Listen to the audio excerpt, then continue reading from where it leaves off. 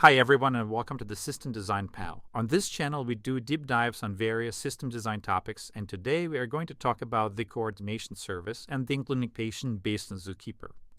Zookeeper has been around for a long time, and it's one of the key components for systems like Kafka, HDFS, job schedulers, and many others.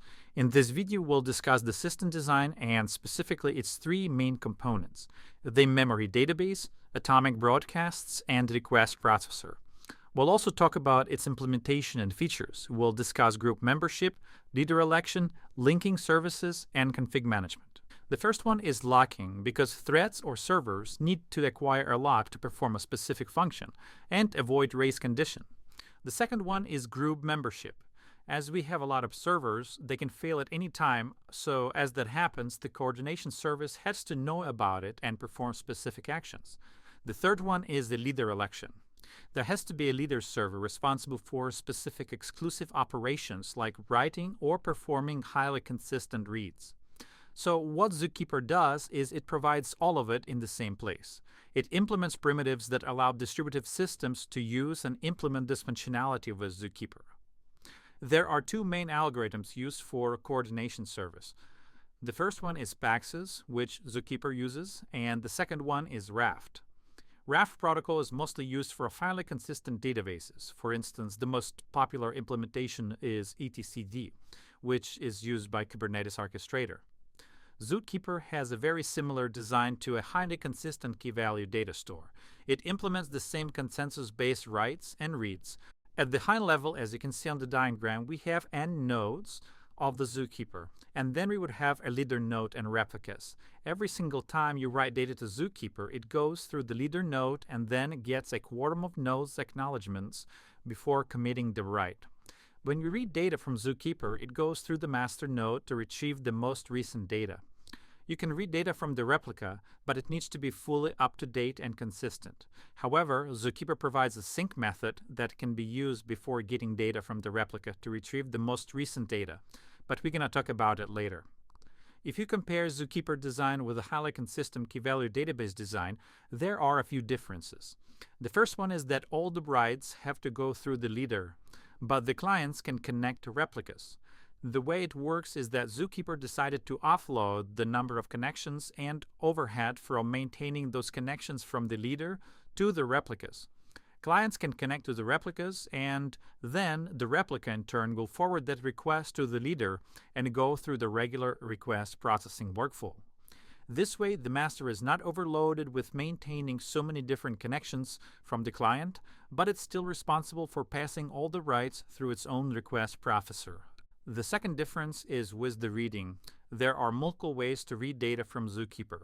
The first one is the classic one. We connect to any replicas, and then the replica would forward the request to the reader and get the most recent data. The second one is if the data doesn't change often, it can be read from the replica. Another feature is the Zookeeper provides a sync method before reading from the replica. So sync would check the request queue, and if there are no modifications requests for this piece of data, it can return it to the client. If a request for updating this specific data is pending, the sync method would wait for this update to be performed and then return it to the client. Now let's take a look at three main components of the coordination service. As I mentioned before, there are request processors, atomic broadcasts, and replicated database. So as the request comes in, whether it's a read or a write request, it goes through the request processor. The request processor is a component that's only located on the leader node. It is a first-in, first-out queue that makes all the writes linearizable, which means the order of the incoming writes is maintained and linearized through this request processor. As the request comes in, the first thing, it gets written to the write-ahead lock on the file system. Then the memory state and memory database are updated. The replicated database is stored in memory, so as soon as we allow the requests on the file system, we update the state in memory and send the update through the atomic broadcast to other nodes to receive a quorum of writes. All the write requests go through this workflow. If the write is done to a replica, then the replica sends this request to the leader, and then it goes through the same request processor, atomic broadcast, and database. The key component of maintaining data consistency across the board is request processor, which is located on the leader. All writes requests go through it. The data can be read from the system in multiple ways.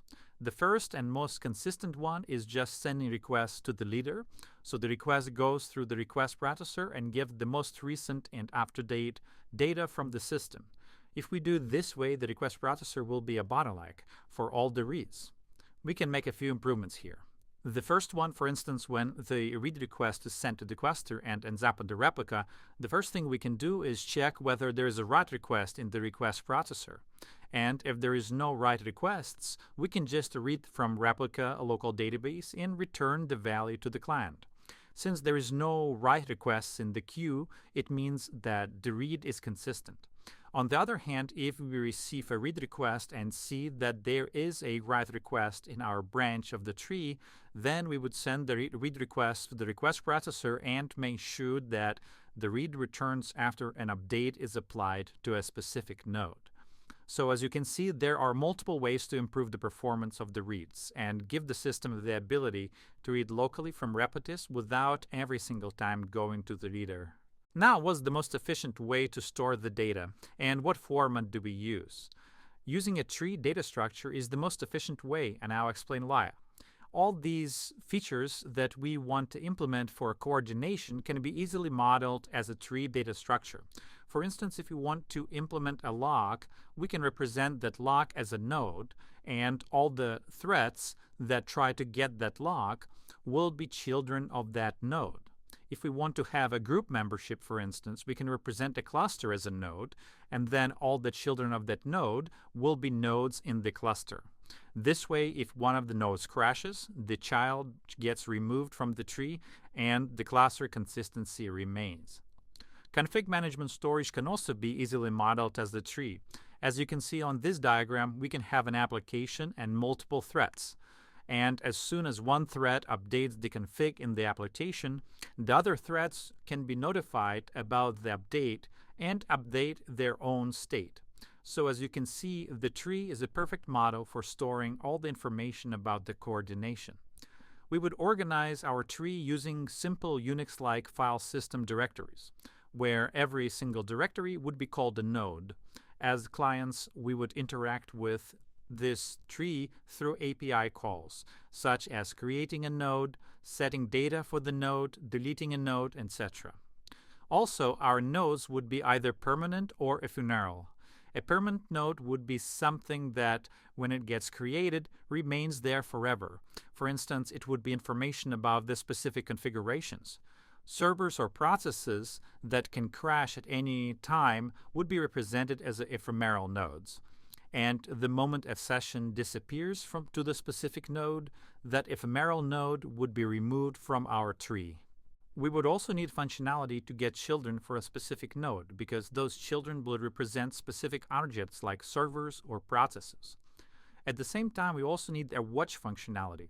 For instance, if a process or a service that stores a specific piece of data, once the data gets changed by another thread, for instance, we want to let the parent node know that the state was changed. The parent node, in turn, would notify other child nodes, perhaps that the specific state was changed and that it has to be updated on the other nodes too. That's how we achieve that sort of coordination for the children of the specific node. This diagram shows how the cluster metadata can be mapped into the tree structure of the coordination service. In our case, as you can see, we have 3 nodes. You can see them under all nodes, which in total we assume and expect that have 3 permanent nodes. Going one layer up, live nodes. We only have 2 nodes, which means that one of the nodes crashed, and we only have 2 nodes available. So in the election cycle, only 2 of them can participate in the leader election. At the same time, we have configs stored in the coordination service, which are some subrow configurations, as well as the database schema with multiple tables. All this metadata is very lightweight, and if we have a distributed system with a lot of servers, all the cluster metadata can be stored in the coordination service and used as a source of truth for the cluster state. In this video, we've covered different aspects of the coordination service, internals, and how the data can be represented and modeled as a tree. If you found it useful, make sure you like and subscribe, and I'll see you in the next one. Bye.